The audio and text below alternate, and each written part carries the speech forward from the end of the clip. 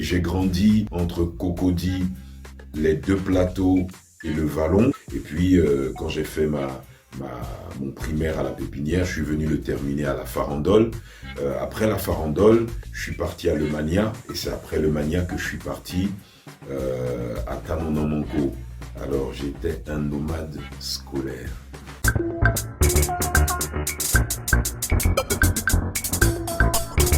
Voilà, c'est Mr. Alpha est là, le puriste est là, FDM. Parfois je vais dans la rue, j'invite des jeunes et puis je leur dis, ben voilà, on est dans la rue, le rap vient de la rue, faites-moi quelque chose. Négro, tu sais que je suis pas timide, je vais à l'église, ça facilite. Premier ce que déjà j'ai pas de limite. Je préférais devant, c'est plus pratique. Si t'es pas avec moi, ce sera tragique. Si je regarde tes culs, c'était en mini. T'arrives plus à écrire, t'as une tendinite. Je raconte, je respire, j'ai des habilités. Pas critiquer, pas d'instabilité. Quand tu marches dans la rue, négro, faut vigiler. Quand je te dis NTM, c'est sans tituber. Si t'es pas un négro, ben t'as qu'à miser. Si le son te rend ouf, mais t'as qu'à misole. Mon niveau, il est trop développé. Je tiens risque pas d'y être enveloppé. De ta bouche ne sortent que des déchets. T'étonnes pas si tout le monde t'appelle l'anus. Mon flow n'essaie pas de rivaliser. Essaie plutôt de révisualiser. Prends son graine, prends ta garde, puis va te revitaliser. Je suis pas apprécié. Et sans que mon impro fait très mal, le compte à rebours a déjà commencé. Et fait mon petit freestyle. Et tout le monde était frais. Et tous ils ont pris mon numéro. Mais c'est pas Mousseau. Il me rappelle quand on était petit. On partait nager au Burkina Faso. Et puis là-bas, avec les Mousseaux. Mais les folies, je suis rallonge. Jamais t'employé quand ils rappellent tous. Ils sont nagés sur moi.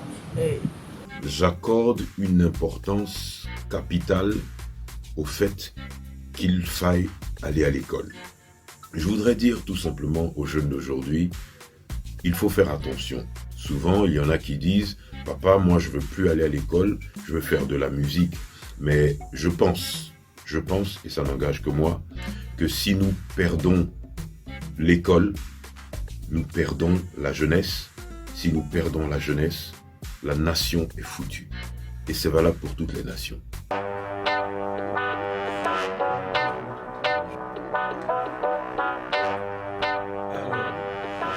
Alors, concernant Raissa, je trouve qu'elle a une voix qui est très intéressante.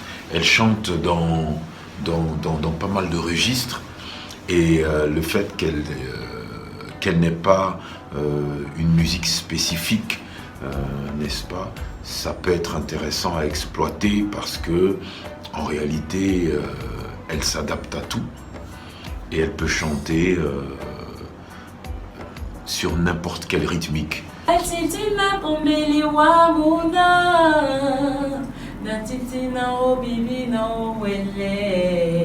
Oh, alléluia, je veux encore te remercier, je veux danser. Alors, concernant notre nouvelle rappeuse, je me dis que, bon, alors moi, ce qui m'a frappé en premier, c'est pas son rap, c'est sa tenue. Et parce que elle a le look de l'emploi et puis après quand elle a rappé j'ai vu que en fait c'est pas de la gnognotte. Je trouve que c'est bien ce qu'elle fait. Parler avec vous, ouais, c'est déjà une fierté pour moi parce que vous avez marqué mes grands frères.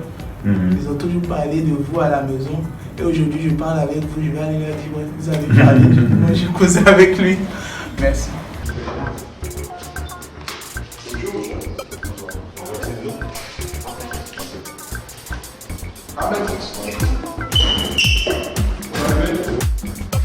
Le Sicilien, yes sir, oui ça. Comment vas-tu? Super, ça va. Yeah, let's go to the studio, man. Farah, ça veut dire quoi? Farah, c'est la contraction de Farah Rastaya, malgré qui veut dire. C'est un nom de Louba, ça? Non, en fait, c'est un nom qui m'a été donné par ma grand-mère. C'est-à-dire, à l'époque, j'aimais laisser mes cheveux crépus. Et elle m'a dit, tu as été Farah Rastaya. C'est-à-dire, tu vois un peu, donc mes frères se moquaient de moi, ils ont fait la contraction. Maintenant, Farah Rastaya, qui dit maintenant Faras. Mais en arabe, ça veut dire le cheval, qui galope, quoi. Yeah, man. Bon, le Sicilien, je t'ai fait écouter. Ok, avec beaucoup de plaisir, hein. Ça te parle un peu? Ça me parle.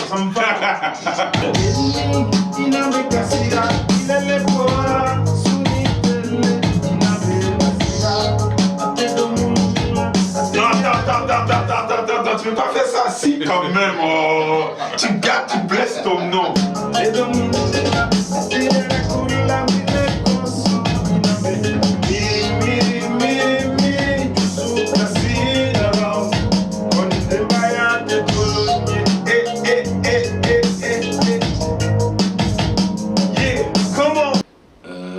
Tu sais, normalement à la fin, c'est où on cite les quartiers.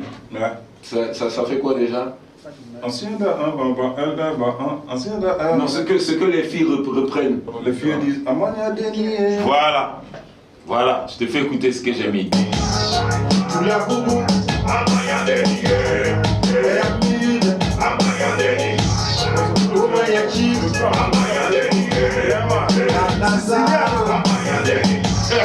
Elle pleurait, elle criait,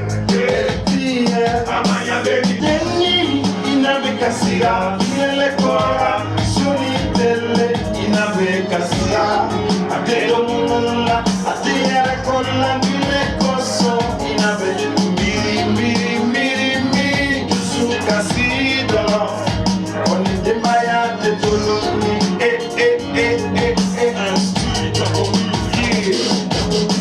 Elle lui demandait de rester, d'aller à l'école, comment rester zen quand le sang s'acharne, y a trop de peine et violence, carence, démence s'associe pour tout faire cramer. Viol, meurtre, enlèvement, de quoi mourir angoissé, c'est cassé, même brisé, enfant meurtri qui a fugué. Maman, cette histoire me rappelle une époque où, sans dessus, sans dessous, j'agis. Mais les gars, vous enregistrez comme ça? C'est pas normal. Oh, c'est bon, c'est fini. Le concert fini. Avec le collectif La Flotte Impériale, merci de recevoir Stezo.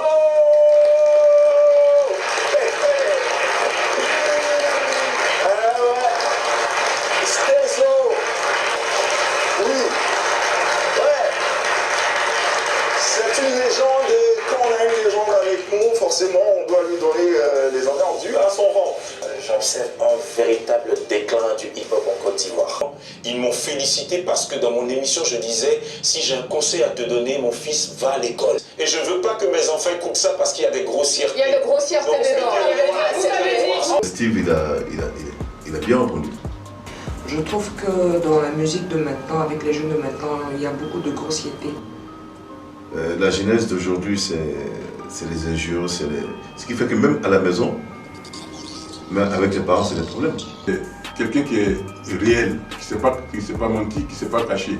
Il a donné ses intentions, ses impressions, et ces impressions-là ont soulevé une polémique qui, pour moi, n'avait pas lieu d'être. Et c'est pour ça que je trouve que son attitude reflète sa personnalité actuelle. Après l'émission puis polémique, donc j'arrive au bureau et le staff essaie de m'expliquer que à cette émission-là, je n'ai pas eu beaucoup de temps pour m'exprimer et qu'il fallait que j'aille à l'émission de Ozone, donc sur Fréquence 2, pour pouvoir mieux m'exprimer et expliquer ce que je voulais dire. Oh, c'est quand même incroyable. C'est pas croyable. En fait, ça fait des années que je me bats pour transmettre un bon message à la jeunesse, pour parler aux jeunes. La vérité, c'est que dans leurs textes, il y a trop de grossièreté, il y a des choses qui ne sont pas intéressantes pour la jeunesse. Donc j'adhère pas. Bonjour. Je voulais l'avis de chacun. Donc celui qui veut parler, il lève la main. On a fait récemment une émission Pipolémique. On était parti, on a parlé un peu de la manière dont le rap aujourd'hui se fait et la manière dont dans les textes de rap il y a beaucoup de grossièreté. Donc quand j'en ai parlé, ça a soulevé un scandale. Que moi à l'époque c'était les années 80-90 où voilà on savait, ça racontait une histoire. Le rap d'aujourd'hui n'est pas le rap d'hier et ne sera pas le même que demain. Voilà.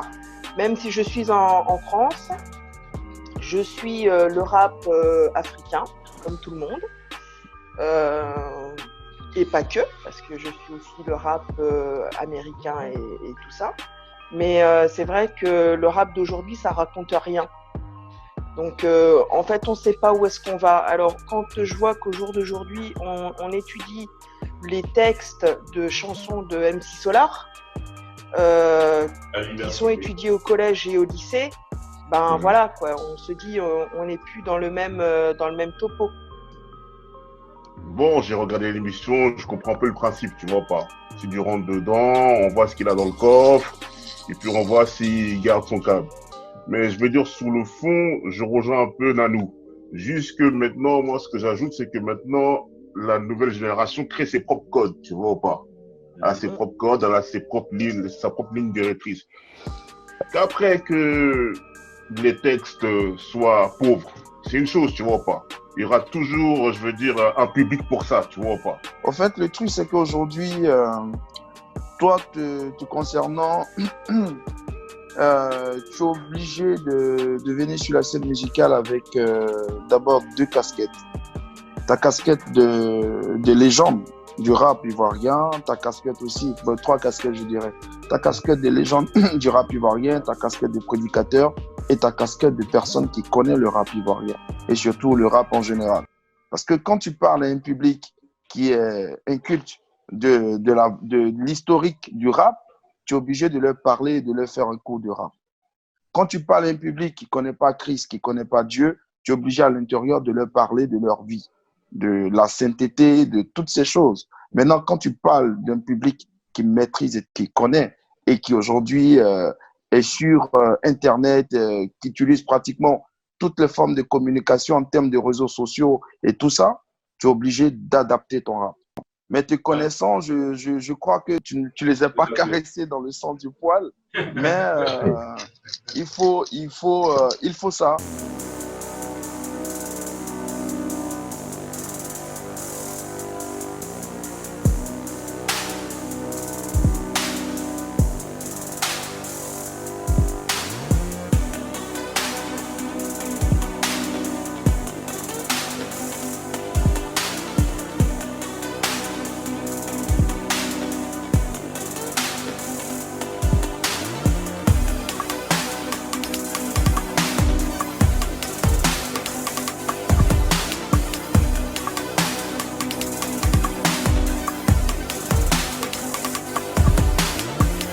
À voir sur Afrique Soul Prod TV.